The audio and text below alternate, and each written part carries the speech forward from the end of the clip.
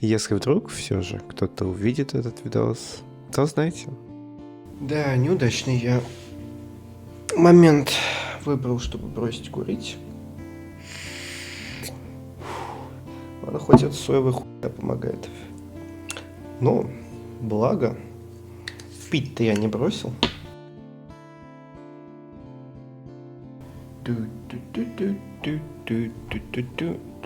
Но в этот раз было подешевле будет. Это был 21 год, и про Disco Elysium трещали буквально из каждого утюга. Купите Disco Elysium и поддержите RPG-игры про постмодернизм, чтобы мы могли вместе жить в светлом и теплом. Что же касается итога, то да, пожалуй, я соглашусь с тем, что Disco Elysium это весьма важный для жанра RPG проект. Elysium, как ее обычно описывают, это лучшая RPG десятилетия, шедевральная игра с кучей наград, гениальность которой неоспорима. И Disco Elysium произвел лично на меня потрясающее впечатление. Это игра, которая заставляла меня много думать. В рекомендациях на ютубе, да, тогда они еще были у меня включены. Постоянно мелькали ролики по этой игре. К слову, даже спустя 5 лет после выхода аж последнего обреза, мне попадаются видики от людей, для которых данное произведение стало чуть ли не самым значимым в их жизни. Конец цвета. Объективно лучше.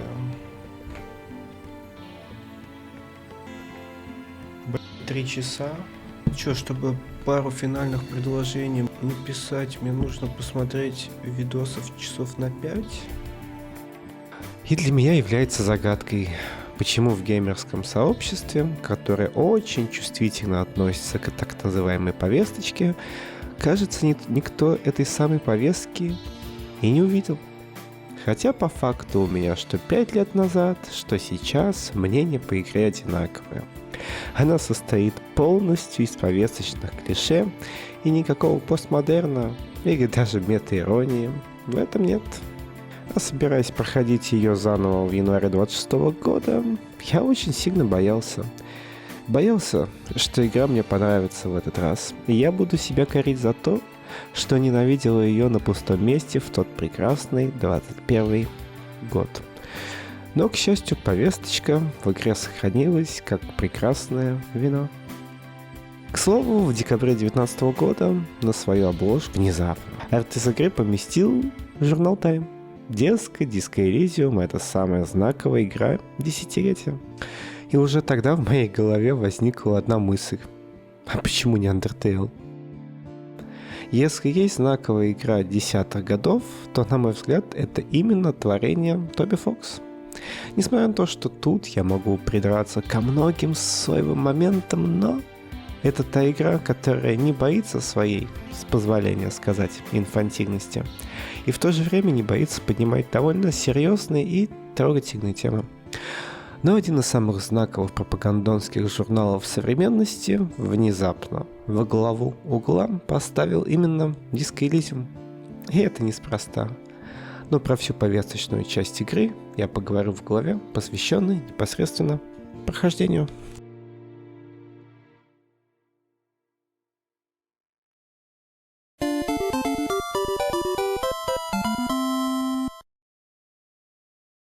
К слову, отдать должное графическим дизайнерам. Игра очень стильная и запоминающаяся. Все, что касается оформления локаций, персонажей, главного меню, да и всех артов в целом, выглядит очень стильно.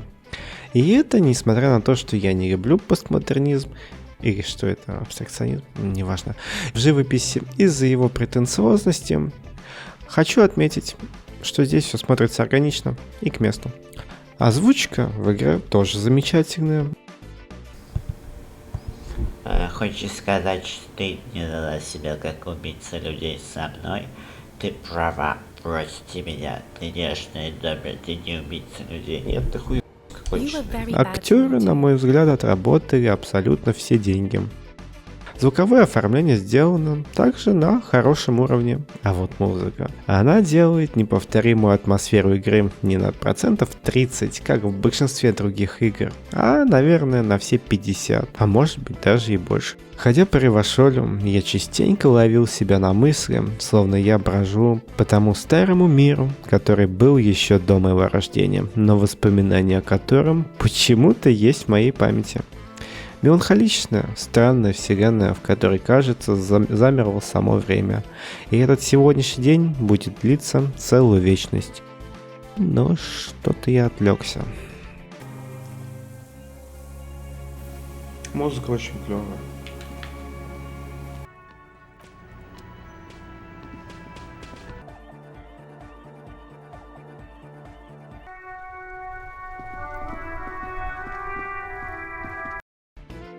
Кубики. Да, это бесячая механика, в которой порой 30% проверка с первого раза проходит. А вот 70% зачастую приходится сейвскамить.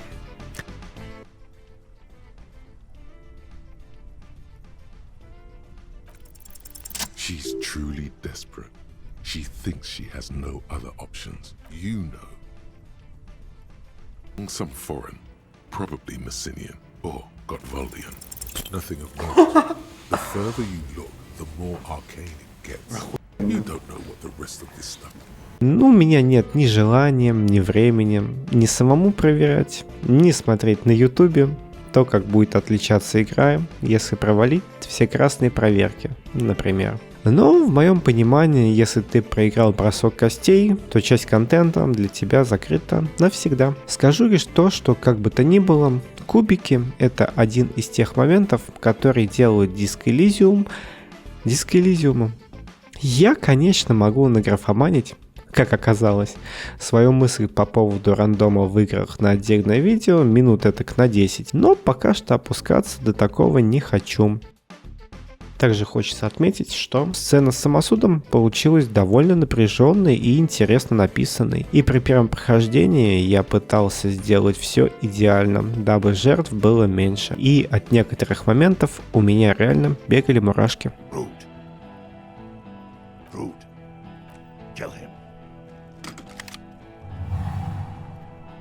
The porcelain man raises his rifle and takes aim at you. His hand, you leap left. A swarm of angry lead passes mere millimeters.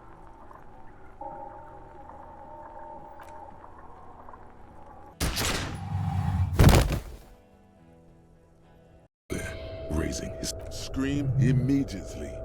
He's gonna die. No, you scream. Behind you, from your bloody. There is no room for hesitation. The lieutenant turns around and fires. His body falling on. You hear a roar of pain, a death scream. The sound disappears like. This is death. One more door, baby. One more. И по поводу графомании. К ней я был готов. Ведь все обзорщики отмечали, что текста очень много. И поэтому весной 2021 года для себя я решил, я не буду касаться всего, что не относится к расследованию убийства напрямую. И поэтому, что тогда, что сейчас, я пропускал все, что касается описания мира. Какой текст можно назвать хорошим, а какой плохим?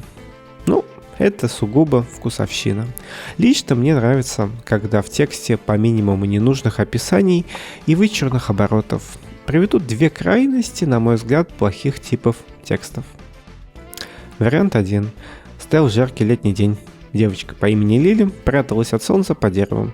Вдруг к ней подошел мужчина и сказал: «Меня зовут Джеффри. Хочешь заработать денег?» Вариант 2. В этот жаркий летний день солнце светило особенно ярко, и сам асфальт плавился под ногами. Девочка Лили стояла под кронами дерева, которое было настолько высоким, что казалось, растет здесь с самого начала времен. И вдруг она увидела, как в ее сторону двинулся статный мужчина, и все в том же духе. Думаю, суть вполне ясна.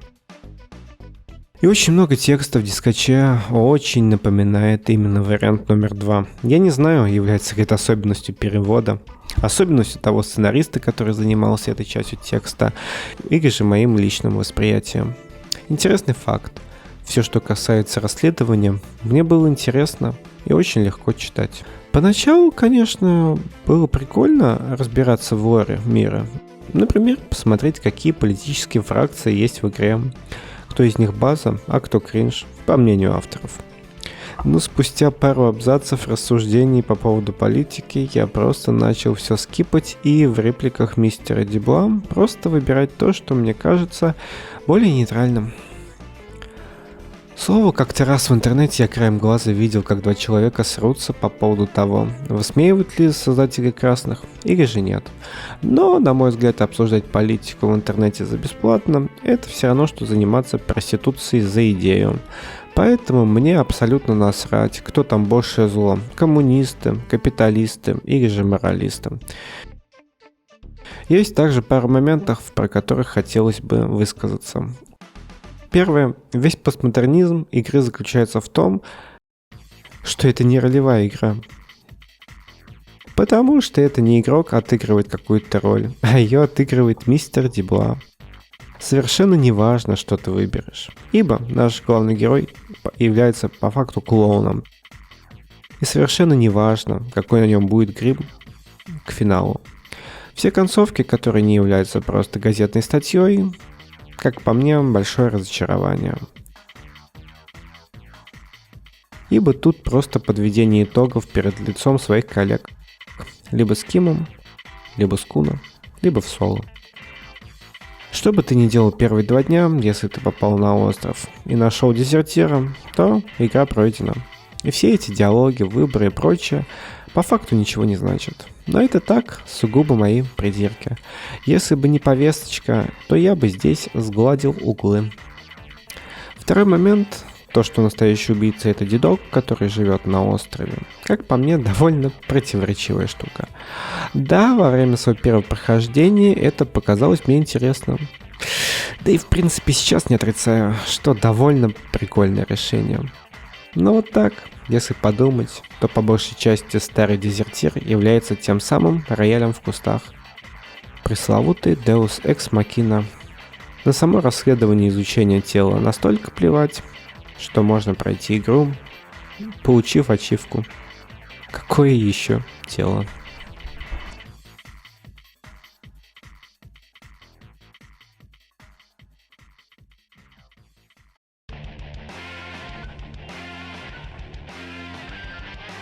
Так, нужно что-то про повесточку написать.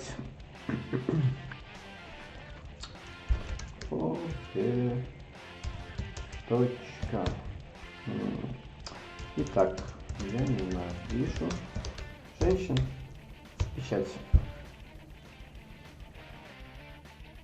А собственно, что такое повесточка? На мой взгляд, это буквально любое мировоззрение, которое транслирует абсолютно любой человек, как бы это парадоксально не звучало. Буквально любое видео в интернете, любая песня, книга, игра, картина. Это пресловутая повестка. Но та самая повестка, которую обсасывали в последние года 3-4, это именно ультрапрогрессивная. Здесь, на мой взгляд, произошел минимум один интересный момент. Вся базированная, гигачадная общественность, которая не приемлет вот это вот все прогрессивное, начало триггериться буквально от всего. Сугубо мое наблюдение, которое подкреплено буквально ничем, кроме моих ощущений. Но геймерское комьюнити стало таким нервным, что стоит буквально появиться женщине в качестве главного героя в какой-то игре, как сразу начинается лютая тряска. А если женщина с трансфрендли внешностью или, упаси небеса, она темнокожая, то всю игру будут ненавидеть заранее. Я, как остальные 99% людей, сексист, ибо к мужчинам одно отношение, к женщинам другое. Самый банальный пример. Если у мужчины дома бардак, все мужики бытовые инвалиды, которые вешают одежду внезапно на пол. Если у девушки дома бардак, то все, да как она смеет, да кому она такая нужна? Если девушка работает на каком-нибудь низкооплачиваемой работе, молодец, не боится трудностей, сама себя обеспечивает, не лентяйка. А вот если мужик, то кому он такой нужен? А на что он надеется? Но это очень утрированный пример, конечно, но думаю, суть вполне ясна. Ну а по поводу физической силы, если представительница прекрасного пола ходит в спортзал не для того, чтобы просто накачать свою пятую точку до смехотворных размеров, не для того, чтобы собрать взгляды всех мужиков в зале, а просто для того, чтобы поддерживать себя в хорошей форме, то могу еще больше восхититься. Поэтому само наличие сигналов женского персонажа я не воспринимаю как повесточку. Переходим к зыбкой теме. Скажем так, у меня даже нет предубеждения по поводу того, что персонаж не вписывается в классические рамки консервативного общества. Ну вы поняли. Но стоит отметить, что это при условии того, что весь его образ не строится вокруг того, что он не такой как все, и поэтому он лучше. Просто вот есть такие вот люди со своими особенностями и приколами. Могу выделить двух персонажей, которые мне понравились. Первый — это Джордан Ли из поколения Ви. На мой взгляд, лучший не Такуся. Проблема и законы которого вполне себе раскрыты, они простые и понятны. Есть даже два момента, в которых сценаристы немного порофлили с его силы. На запад, я уверена. Народ, а кто-нибудь вообще знает, как связаться со Стэном Эдгаром? Я без понятия, но скоро мне потребуется туалет. А я прямо сейчас отолью. Я тоже. Парни, так просто нечестно. Что, неужели девчонка за рулем вызывает такое отвращение? Что? Нет, конечно нет. О. Хорошо. И второй персонаж — это Чо Хён Джу из «Игры в кальмара». Сильный и трагичный. И единственное проявление повестки, которое мне не нравится, это когда берут одну группу людей, объединенную по какому-то общему признаку, и говорят: вот от этих вот все проблемы нашего мира. Самый натуральный фашизм. Я думаю, на этом моменте уже примерно становится понятно, к какой группе людей это относится. Лучший РПГ десятилетия, Disco Elysium. Но про это немножечко попозже. Есть игры сугубо для мальчиков, и там классические истории вроде спасения мира, принцессы и так далее.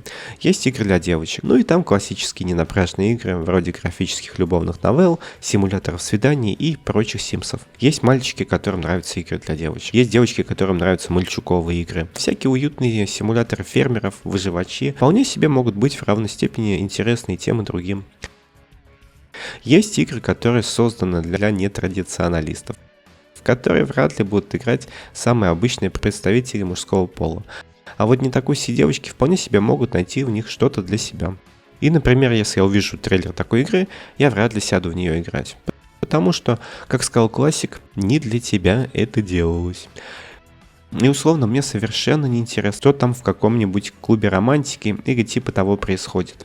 Потому что я не целевая аудитория, я не буду в нее играть, дабы раскритиковать. Когда ты видишь трейлер игры, которая, казалось бы, найдет отклик в твоей душе и которая по ощущениям сделана, ну вот буквально для тебя, а она оказывается настолько пропагандонской, то получается данный ролик.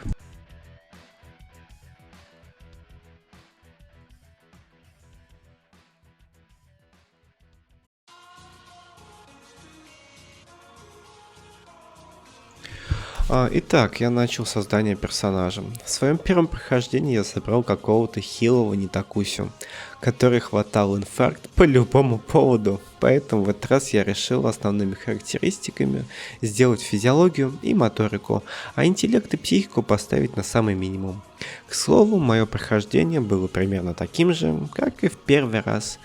То есть, по факту, от этих стартовых бонусов мне было ни тепло, ни холодно. Ибо я прекрасно помню, что одежда дает нормальные бонусы, плюс некоторые мысли тоже помогают. Но на это внимание я не буду акцентировать, ибо дальше стану рассказывать только про персонажей. В самом начале ролика я уже упоминал, что от RPG тут только одно название. И это я осознал еще в моменте самых первых выборов реплик. И находясь в отключке, мистер Дебла разговаривает со своими внутренностями. И на моменте с рептильным мозгом это мы прекрасно видим, потому что один из самых первых выборов нас ведет к тому, чтобы просто не существовать дальше. То есть, по факту, уже тут понятно, что наш суперкоп является никем иным, а как обычным нюней. Это фундамент его личности, и по факту можно сразу выбирать вариант не существовать дальше, ибо все выборы выглядят просто обсасыванием одних и тех же тем. И чтобы проснуться, нужно выбрать самый жалкий вариант ответов вроде «Ой, мир такой несправедливый, так жестокий, я хочу так в него опять вернуться, ой, все вокруг макаки, а один дебла, хома бубус». Потом идет еще куча инфантильных и жалких диалогов, которые мерзко даже обсуждать. Ну, короче, закрепили. Гарье Дебла просто жалкое ничтожество. Ой, блядь, вот эти вот выборы. Охуительно.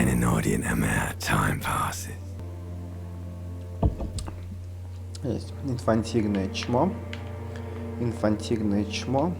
и тупица. Кем будем? Наивный дурачок, неуверенный себе чмоня и еблан. Ой, блядь.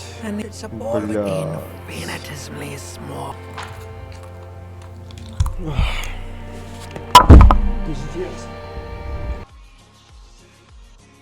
Далее одеваемся, видим физиономию этого жалкого чудака. Выходим, чтобы встретиться с первым персонажем, который ведет нас в курс дела и покажет нам средний палец, точнее весь нарратив этой игры. Мы встречаем мисс Классе, танцовщицу аранскую. К слову, ее погоняло звучит так, будто она завсегдатай Твиттера, но это так сугубо мои придирки. Она красивая, стройная, умная, немного претенциозная, но добрая. Пока что от нее узнаем только про мир, который нас окружает, и все. И здесь есть мерзкая красная проверка, намек на перепихон. Но если правильно помню, то она блеснет своими познаниями биологии и скажет, что якобы от алкоголя у мужчин повышается тестостерон, и поэтому они ведут себя как похотливые животные, но в более мягкой форме. И уйдет. И вот теперь сам факт, что мистер Дебла — это первый мужчина, которого мы встречаем в игре, и он жалкий никчемный алкаш, который накануне ввел себя как пубертатный эмо-бой, и ему противопоставляется женский персонаж, такая классная мисс Классья. И далее мы встречаем Гарта, который недоволен мистером Дебла из-за того погрома, который он устроил вечером накануне. В целом, управляющего я отнесу просто к блеклым мужским персонажам. Да, можно назвать его бесячим и соевым, но в целом не стану его относить вот к жалким. Также в заведении можно стащить ключ-карту у спящего пьяного мужика, но я этого делать не стал. Просто отмечу, что это еще одно жалкое мужло, которое только и делает, что бухает.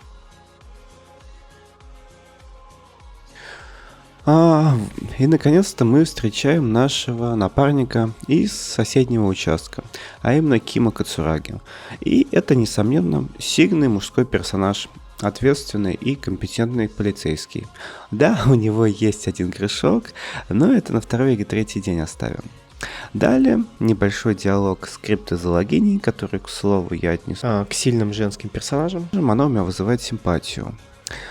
Опросив Гарта по поводу дела, выходим на улицу и встречаем садовницу.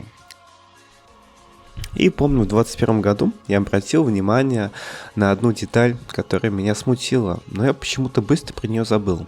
А именно, посмотрите на модель темнокожей героини и на ее аватар.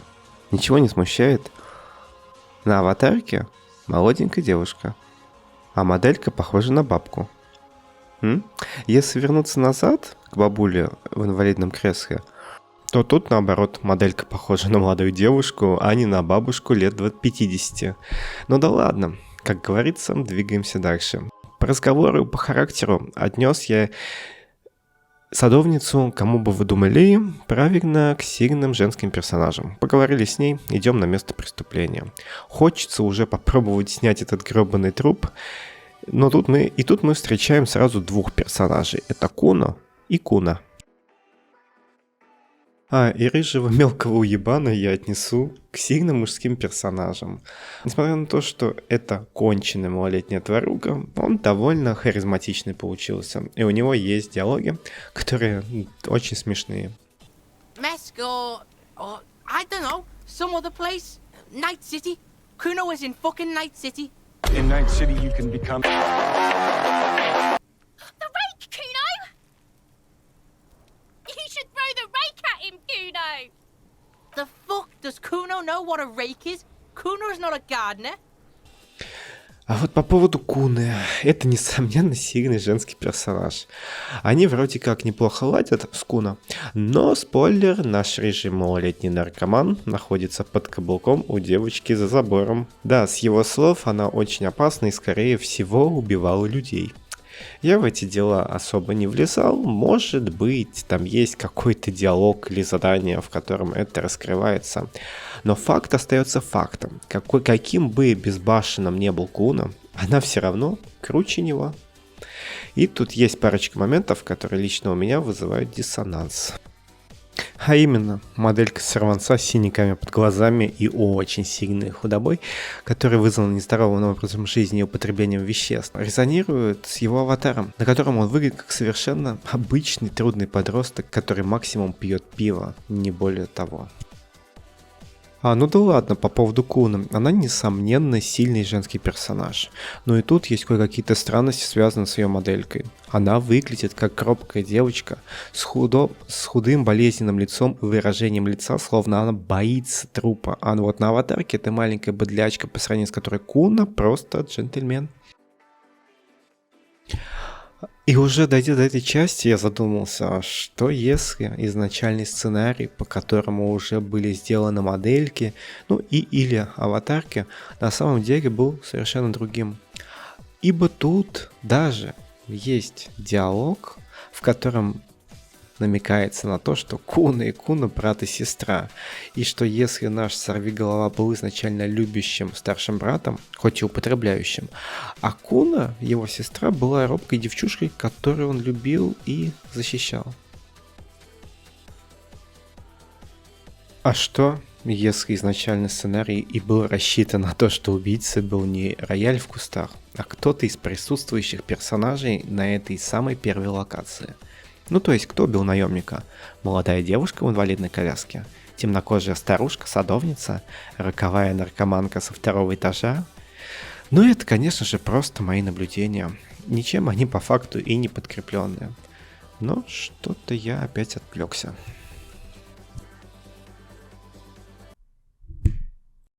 Забыл отметить. Просто я не думаю, что вот эти вот переделки связаны с тем, что у студии кончились деньги. И именно из-за этого пришлось помимо сюжета еще и персонажей трогать. Больше похоже на то, что пришел какой-то консультант и говорит: робкая девочка за забором, ай-яй-яй, как изъезжена, сделайте ее уродской уродиной, и плюс еще сделайте ее быдлом. Темнокожая пожилая садовница, неа. Делайте ее молодой, умной, претенциозной и симпатичной. Белая привлекательная девушка в инвалидном кресле? Хотя бы старушкой ее сделайте. И все в таком духе. Прописываем леща Звездюку. Somebody, please! Look at his shit-eating grin. He knows there's nothing you can do to him. He's bullying you, and you are helpless. Kill him. Kill him now.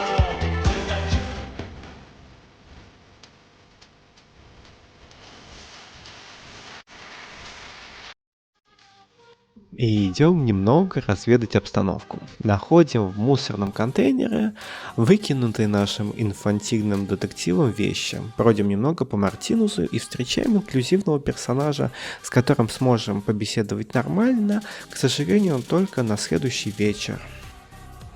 Бегаем по местной общаге, встречаем старушку, которую я отнесу к сильным женским персонажам, просто потому что под блеклых женских я не выделил места. Но она такая обычная бабка. Вообще плевать. Далее встречаем Синди Череп, женскую версию небезызвестного Бэнкси, а именно уличную художницу. Несомненно, еще один СЖП. И двигаемся дальше. Находим статую старого короля, который был обычным мужлом, кокаиновым, наркоманом и мразью, которого все ненавидели. И его имя, Филипп III Расточительный, намекает нам на то, что он и был как бы тварью. К слову, вроде как можно там выполнить какой-то квест, чтобы выпилить ему голову, ну или что-то типа того, а может это просто ложное воспоминание. Ну и он заслуживает того, чтобы его отнесли к слабым мужским персонажам. Запомним его фигура еще даст о себе знать, но потом. А дальше, побегав немного среди толпы, ну да, я люблю тупо бегать и заниматься всякой хренью, возвращаемся таки к телу, снимаем, начинаем изучать. Потом бежим в машину, чтобы взять болторез, там говорим со свидетельницей, которую я никуда относить не буду, ибо есть она и есть. Возвращаемся к трупу, и тут мы находим пулю. Can you get to it?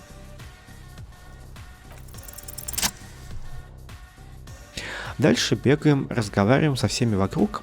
Пока что следы идентифицировать не удается. Наконец-то есть время, чтобы просто попытаться наведаться в доке. Но я тут решил идти по крыше через убежище Куна.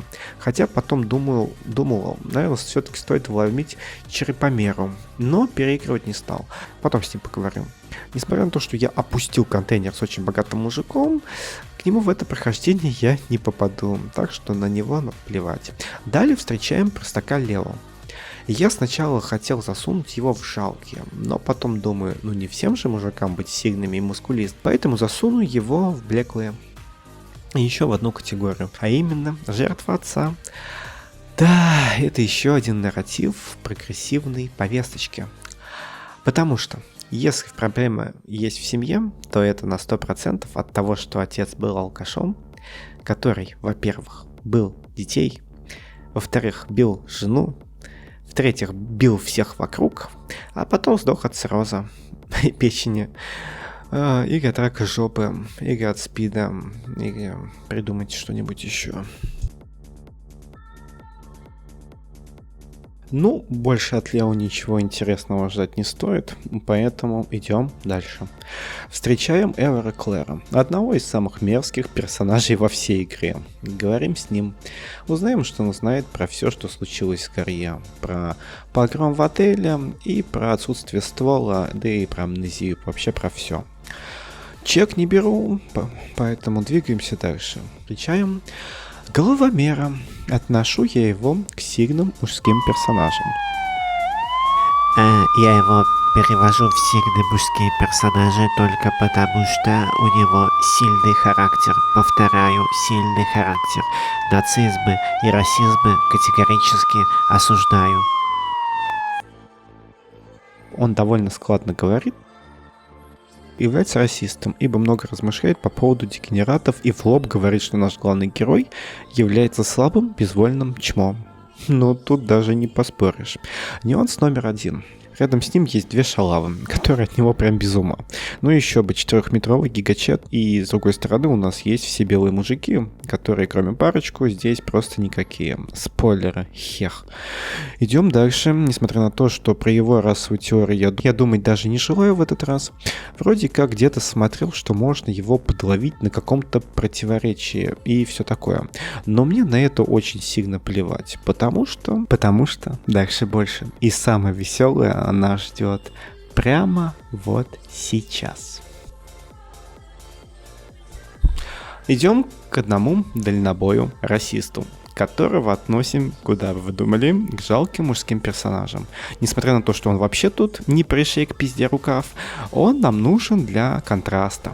Потому что посмотрите на темнокожего 3-метрового нацика с огромной елдой и стальными мышцами, и посмотрите на это белое жалкое расистское недоразумение, 1,5 метра ростом и с финальной стадии ожирения. Поначалу то, что я скажу дальше, вызвало у меня смех, но теперь чисто отвращение. Есть темнокожий расист-гигачат, который твердо и четко выражает свою позицию. И есть белый расист Чмони, который просто ненавидит людей другой расы просто потому, что они другой расы. Вот это, блядь, нацистский постмодерн. Можно, конечно, возразить, но ты же не стал разбираться в причинах их взглядов, ты просто тупой и не понял. А я отвечу так. Сделайте дальнобоя темнокожим, а головомера белым. И посмотрите, как бы интернет к этому отнесся. С этого охуели бы все, начиная от журнала Time, заканчивая Гейбом Ньюэллом. Ну нахуй двигаемся дальше. Ох, наконец-то добрались до книжного магазина. Здесь встречаем милую, ответственную девочку по имени Аннет, которая вместо того, чтобы ходить в школу, помогает матери и работает, так сказать, зазывалой в книжном магазине. И отнесу я ее к сильным женским персонажам и в категорию жертва плохой матери. Но пока что карандашом. Ибо разговаривая с матерью и говоря ей, что она поступает неправильно, ведь бедная девочка на морозе, она отвечает: а это, блядь, не ваше дело, как я воспитываю дочь. И отнесу ее мамашу я к жалким женским персонажам. Но пока что тоже карандашом.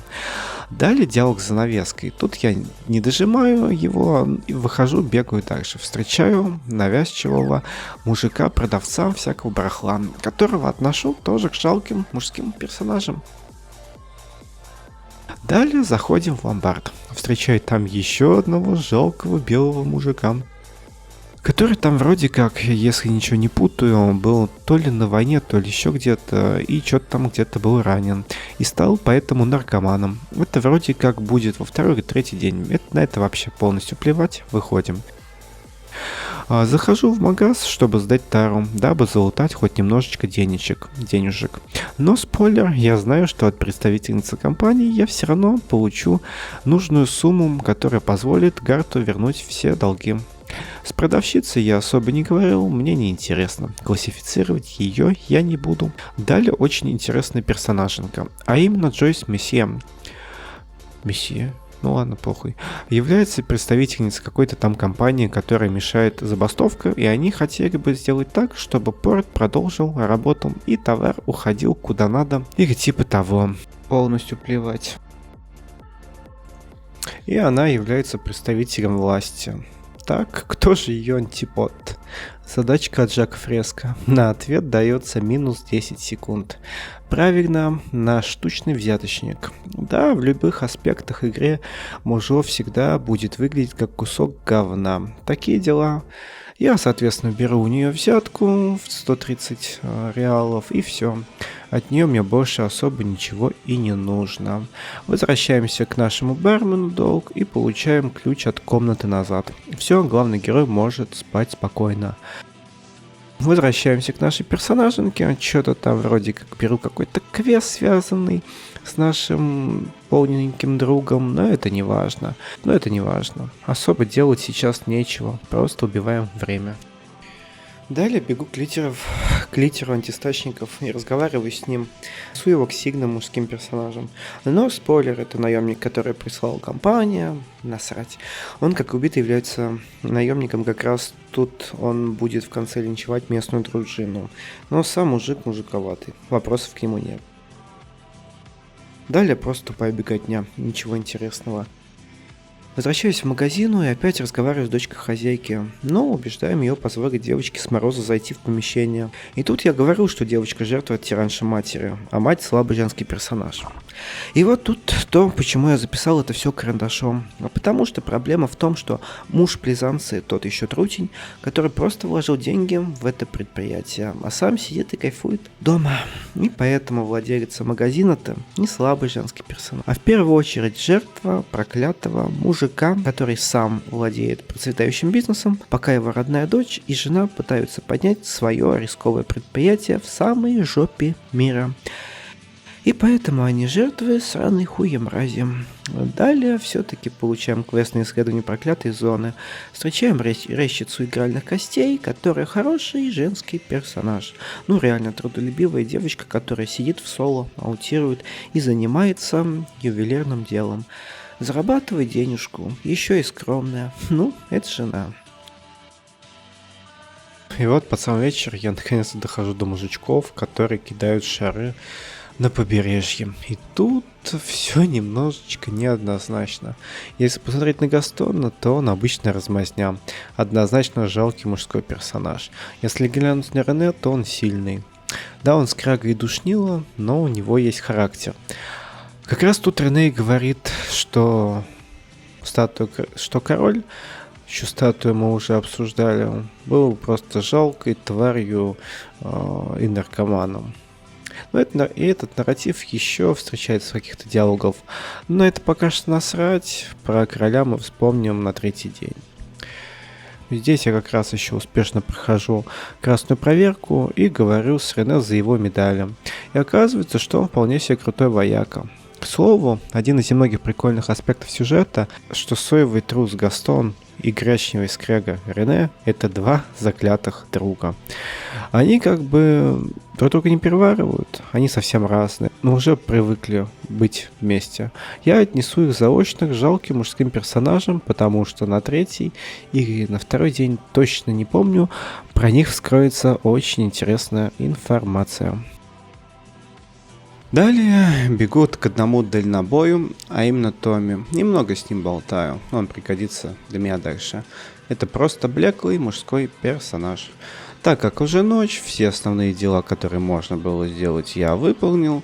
Бегу к машине Кима и начинаю изучать журнал, дабы можно было что-то понять по поводу прошлого нашего главного героя. И здесь мы видим, что он работает 18 лет в полиции. Что ж, достойно. И Ким по своей тупости, ведь он знает, что у Гарье амнезия, задает вопрос: а чем вы занимались до работы в полиции?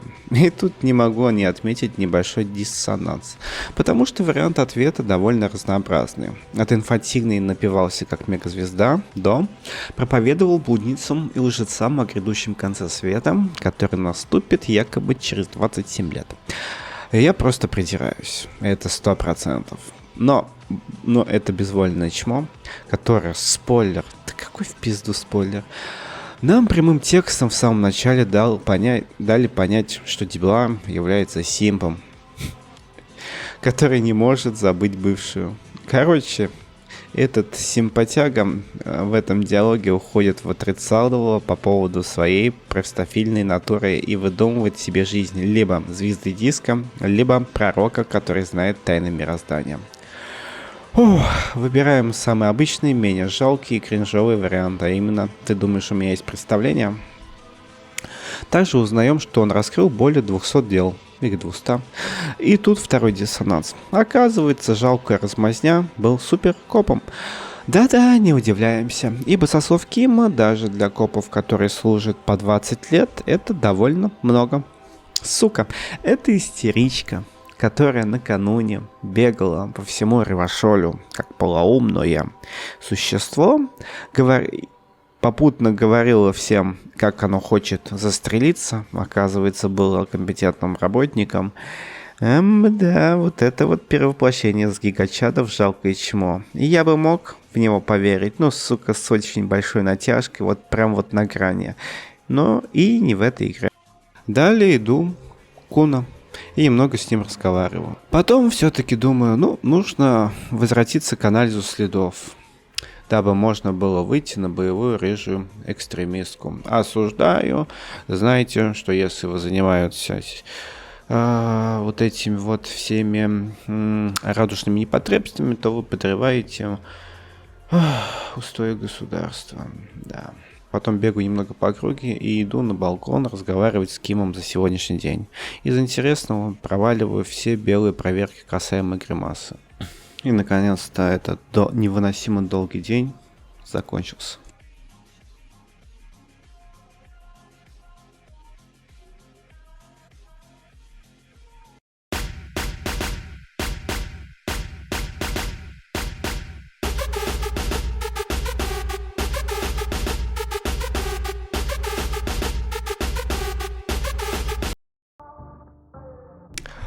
Опять диалоги Нитакуси со своим же нутром.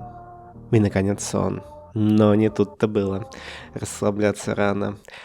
И теперь мы видим еще один охуительный ролевой отыгрыш. Вариант номер 1 ведет в никуда.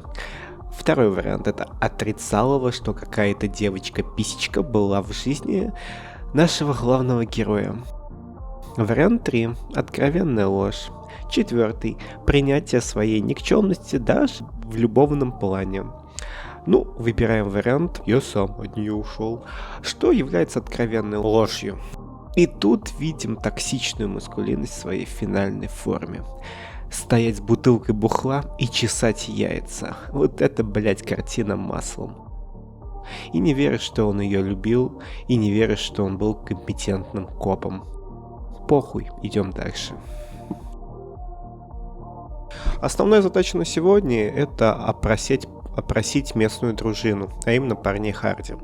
Но я это делать не спешу, сначала бегу поговорить с Леной за криптозоологию, под прочитание и закатывание глаз мистером Кацураги. И это на самом деле смешно, как он с сомнением слушает бредни про чудо-зверушек, но чем больше слушает, тем больше сам проникается этой темой.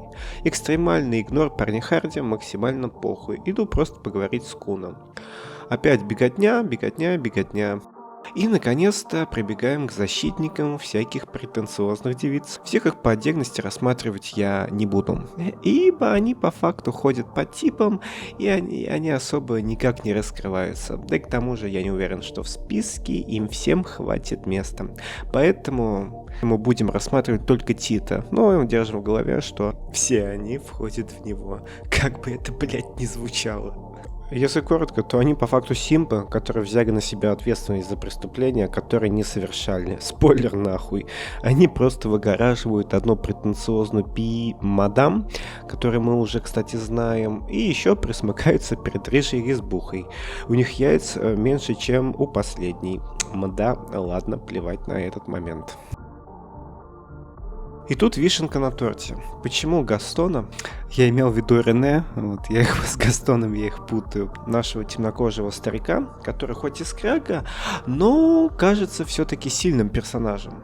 У него есть характер, а я отнес его к слабым. Загадка от Жака Фреско.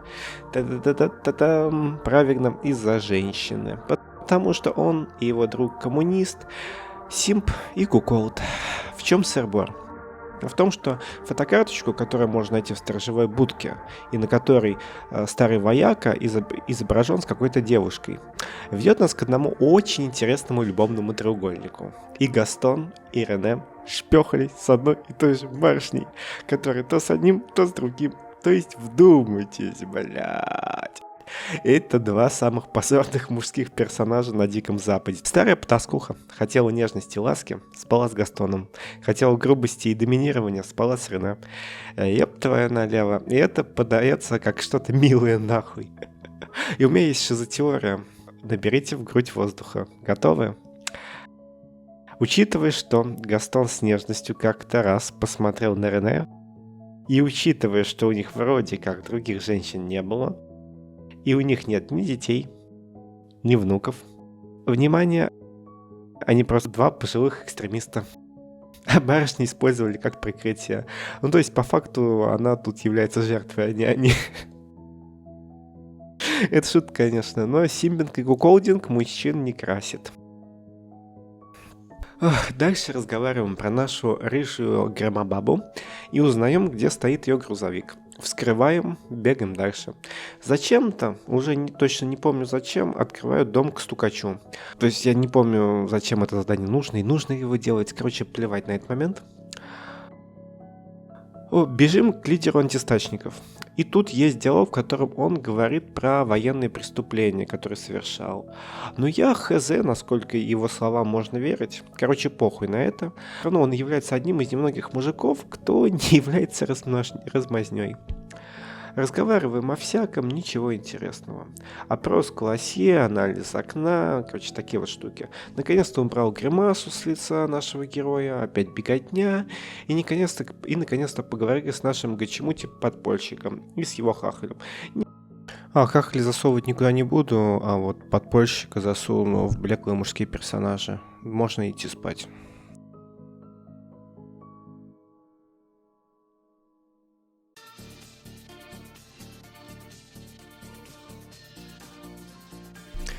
Встречаем наших напарников, которых не помним. Челы в очках сразу же под шконку к белым мужикам.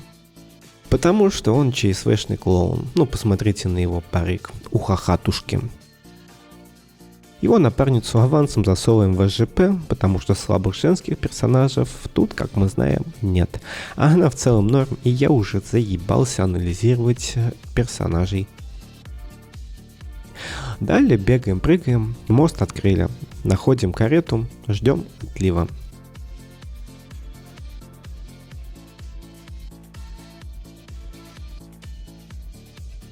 Наконец-то мы в пригороде, и тут у нас есть одна рыбачка, которая в соло тащит целую семью на своих плечах из 3 детей.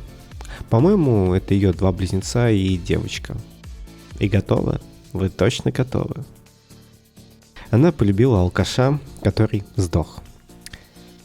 Он был чмом, но она его все равно полюбила. Но он был чмом. И он сдох. Оставил ее одну с детьми. Потому что сдох. Потому что тупой алкаш. Да я уже молчу про ее претенциозную аватарку. Похуй. Жопа уже и так в клочья. И полыхать там уже нечему. И как раз она и продвигает спич про жалких мужиков, которые только делают, что бухают. А она сильная, и у нее классный аватар. Ладно, похуй. А дальше встречаем старушку, которой претензий у меня нет. Без зазрения совести относим ее к сильным женщинам. Я, конечно, уже наиродствовался вдоволь. И поэтому просто скажу. Ее 2 близнеца просто какие-то туповатые. А вот ее дочь умная. С ней можно поговорить, и она даже отдаст чучело птицы, которое мы можем отдать Гарту взамен на ту, что сломал Гарья. Даже тут женщина лучше. Хе-хе-хе. Далее 3 жалких алкаша, которые противопоставляются сильно независимой рыбачке. У них даже лица дегенеративные. Похуй, двигаемся дальше.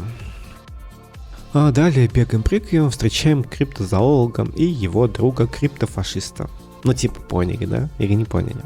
Ну типа криптофашист. Ну он типа фашист, только вот никто не знает, что он фашист. И он как и криптит, и он прячется у всех на виду. И он прячется среди криптозоологов, он типа криптофашист, криптозоолог, типа очень тонко, да? Вот. Жаль, немного в наше время, блять, похуй, 2 блеклых персонажа. Далее встречаем также невзрачного добряка, нашего напарника под прикрытием. На диалог похуй, на персонажа тоже уже поебать. Далее находим труп.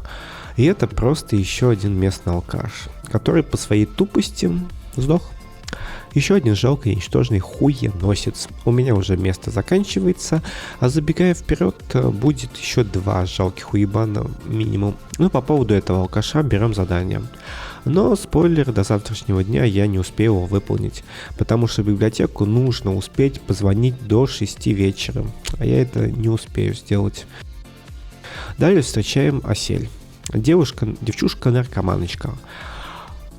Ну, натура типа творческая, и у меня просто феминистки сожрут с говном, если я не отнесу ее к СЖП. Ну, вроде как завтра про нее будет интересный фактик.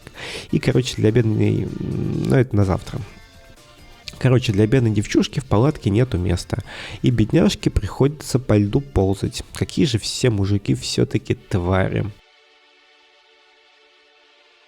Заходим в палатку, и вот этих вот 3 нетакусик, которые любят упарываться, я просто отнесу к блеку. Мне уже глубоко поебать. Они девчушку подсадили на наркоту или же нет. Похуй. Заходим в церквушку, встречаем человека-краба, на которого уже тоже похуй плюс поебать. Пусть к блеку будет, потому что он тут тупо как декорация. Далее находим витраж со светочем гуманизма, и она мистическая, святая для этого мира. Светоч, несущий свет, ну это несомненно СЖП. Она была советницей для другой СЖП, про которую можно немного узнать, если мысленно восстановить витраж, а именно королевы, под властью которой этот мир и двигался в светлое будущее. И мы уже знаем мужского представителя власти, а именно короля кокаинщика, который был просто коррумпированным хуйлом. И что же получается? Если бы не женщины в этом мире, то, наверное, бы все сгнило из-за всяких королей уёбков. Да, даже тут жалкие мужики отсосали. Ping Ping energy drink. Your reading is interrupted by the sound of the church. A strange woman. Я вхожу в туалет и без стука! Далее встречаем еще одного сильного женского. Программистку, которая изучает аномальную. Сказать особо нечего. Кроме того, что она ведет себя как высокомерная сука. Вашу ж Машу. У меня уже место под сильных женщин заканчивается. Просто бегаем дальше. Встречаем риэлторшу, которую отнесу тоже к СЖП, потому что... А мне похуй. Вот почему. да и к тому же женщина не может быть блеклой и слабой в этом мире. Could he be Нихуя. a member of the homosexual? Добегаем до гомосека. Единственное, для чего я с ним говорю, усвоить одну мысль и сделать насильный аутинг нашему напарнику. Как раз идет диалог с Куном по поводу Куны, в котором он как раз и говорит, что ее побаивается, и она очень опасная. И что самое интересное, теперь мы на 100% знаем, что Куна жертва отца-алкаша, а его батя, соответственно, еще один никчемный белый мужик-алкаш.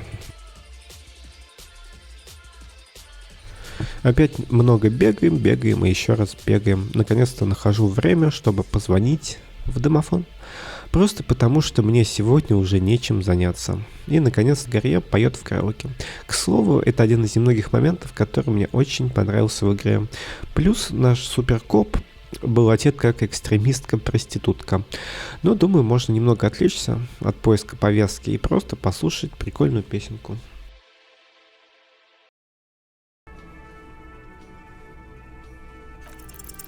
The air is thick with someone dims the lights as the music starts. Okay, here we go.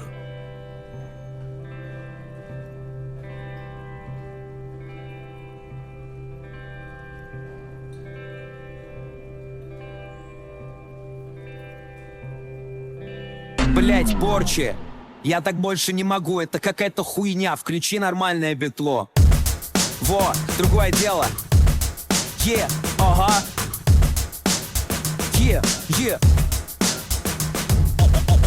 Ты думал, что у меня рак мозга, ну нахуй быть совой лысым, я не сдамся так просто. Я не пойду к Дуде, теперь мой вайт монстр, прибои хватаются за сердце, ведь я white monster. Вопрос, где же мой тур, который вы так хотите? Я не вернусь, пока не будет солдата в Антарктиде.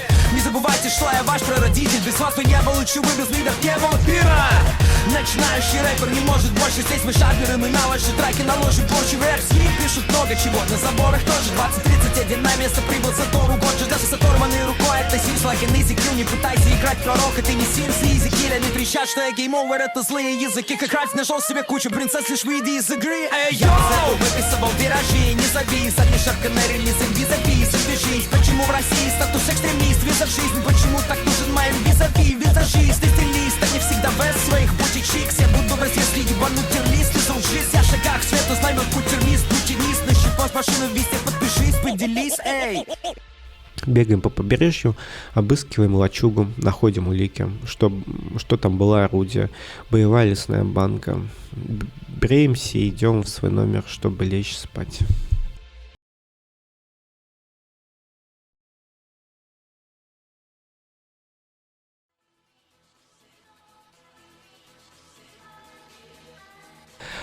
Находим ключ в потайную комнату, играем, болтаем, понимаем, что тут можно было подглядывать за классия. Опять много бегаем, болтаем. И в тот момент, когда я хочу позвонить в библиотеку, чтобы узнать о жмурике, у мотокареты Кима встречаем как раз двух сыкливых позеров. Но это еще два жалких мужских персонажа. Они ссутся банды черепов, но в которые мечтают попасть. И боятся и симпят одновременно нашу претенциозную дикую художницу. Кстати, в этот самый момент созрела мысль по поводу гомосексуального подполья. Отбираем у этих двух чмони куртки, заставляем Кима признаться своей ориентации и звоним в библиотеку. Great. Imagine all the time you'll have for work now.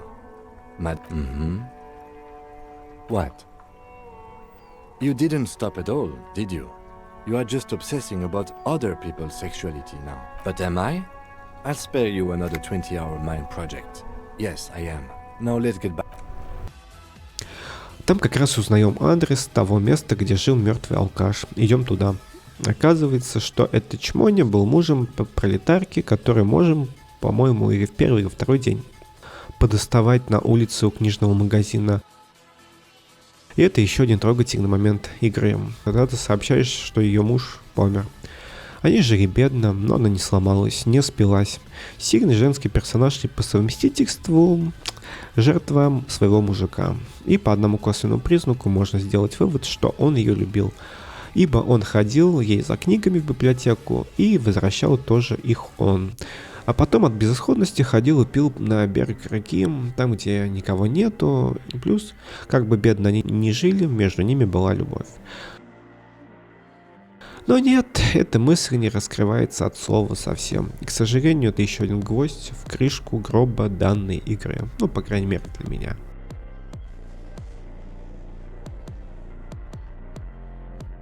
Далее я сделал квест для того, чтобы музыкантам разрешили зайти в церковь. И как раз про девчушку Асель, про которую я упоминал ранее. Она по льду ползала на морозе. Мы знаем, что она дочка какого-то бандюгана, который был плохим человеком. И получается, что она еще одна жертва тирана отца. Дальше просто идем искать лесную банку. Это не женская рэп, это рэп на женском. Могу снять твою голову с плеч и жестом. Не говори мне, что ты блеск, топовый гест. Но веселее на этой войне, хороши не все средства, но я... Наконец-то мы близки к развязке. Ломай генератор пустоты серости, не пустоты. Я с первого раза убеждаю ее не стрелять в себя и отпускаю. Дальше бежим на линчевание. Пистолета у меня нет, но мне чисто похуй на этих ничтожных идиотов. Единственный персонаж, на которого не плевать, это наш гомосексуальный напарник Ким Кацураги. И я рад, что с шансом всего в 42% я прошел эту красную проверочку.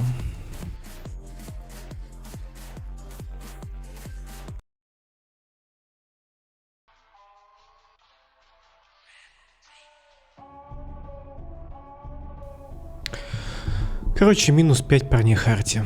Выжило только 2. Да, и хуй с ними. Единственный момент,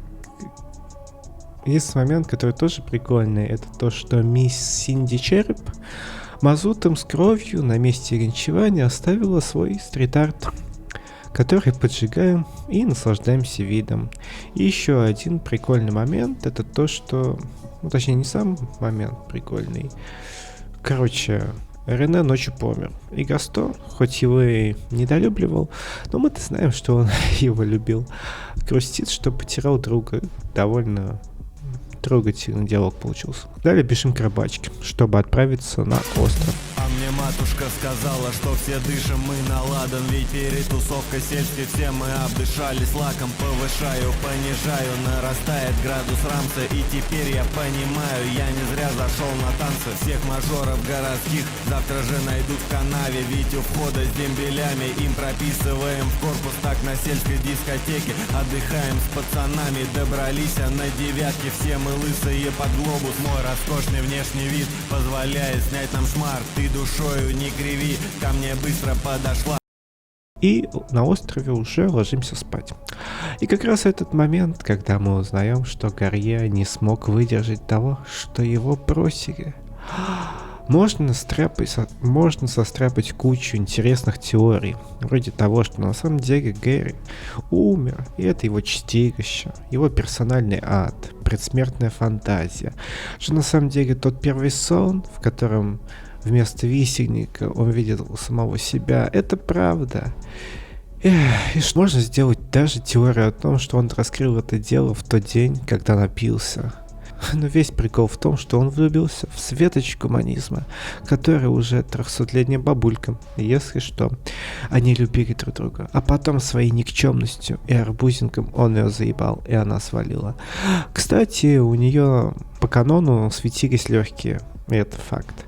А вот на арте, его во сне / воспоминания, они не светятся, они все в крови. Короче, он ее испортил, задолбал своей никчемностью, и она сказала ему «резервуар». А он настолько жалкое создание, что еще целых 5 лет по ней плакал. И вроде как в самом начале я писал, что я не верю в это жалкое создание, которое не смогло пережить расставание с девочкой-писечкой, является крутым копом. Человек, который заебал весь Мартинес своим пьяным нытьем.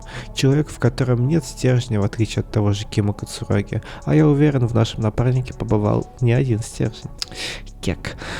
Я не верю, что Гарье годится на что-то больше, чем просто сидеть дома, чесать яйца и пиздить свою жену.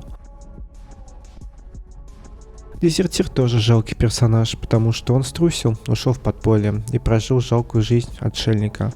Симпил проститутку Классье и застрелил ее ёбера. под властью криптида, но который вроде как сводит с ума людей на сексуальной почве, если ничего не путаю. Но все-таки он еще один жалкий персонаж. Вот сама сценка с криптидом тоже довольно клевая, мне понравилась. Особенно прикольно было смотреть на удивленное лицо мистера Кацураги. Дальше подведение итогов, как в самой игре, так и во всем моем видосе в целом. Да, блять, наконец-то подходим к концу.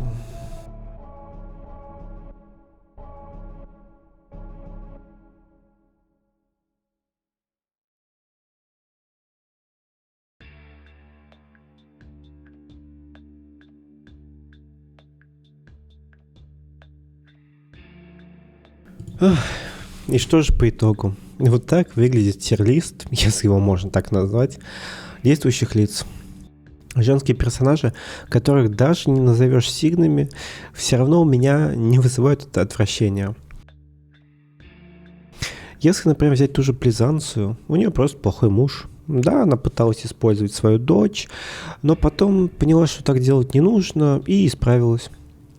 Есть еще один интересный момент. А сколько хороших, ну или пускай хотя бы не жалких белых мужских персонажей в игре. Куна, да наемник. Да и то первый уже наркоман. Такой себе пример для подражания.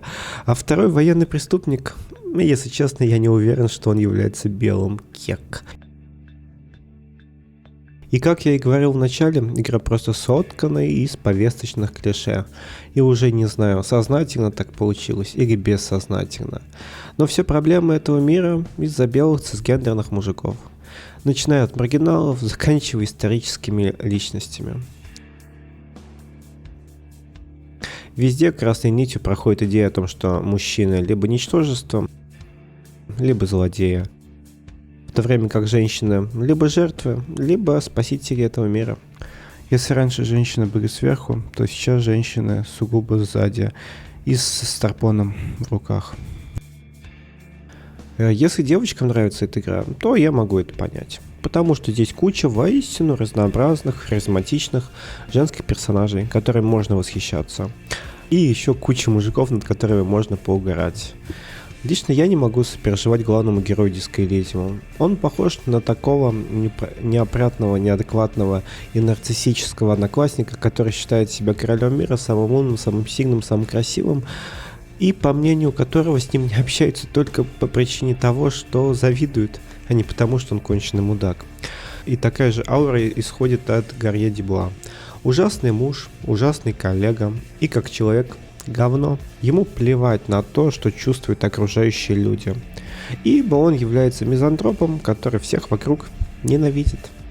Единственное, что ему нужно от людей, это внимание. И неважно какое. Даже жалости или презрения хватит. Он разъебал свой номер, чтобы весь отель знал, как ему плохо. Он врубал музыку на всю громкость, чтобы все знали, что у него происходит на душе. Он утопил мотокарету, чтобы все вокруг видели, какой он бесстрашный. Он отказывался от повышения по службе, потому что хотел, чтобы все видели, какой он идейный коп, какой он благородный. И он, будучи при исполнении, обдалбывался в зюзю, а потом бегал, вообразите, с пистолетом наперевес и грозил всем, что застрелится.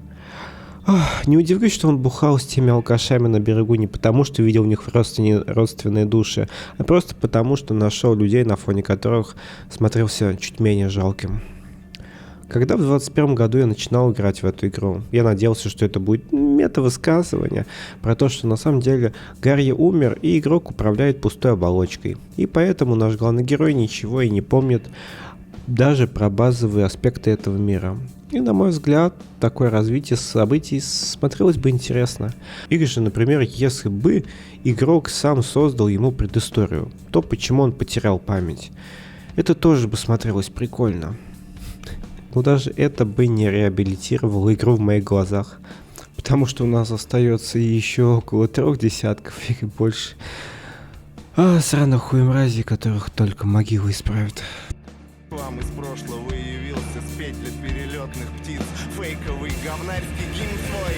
Да, я так хочу, как раньше, самокрутка и романчик, плед и детские слова протеста. И похмелье надвигается, как бездна, понарошку время есть. Как раз можно подлечиться крафтом пару.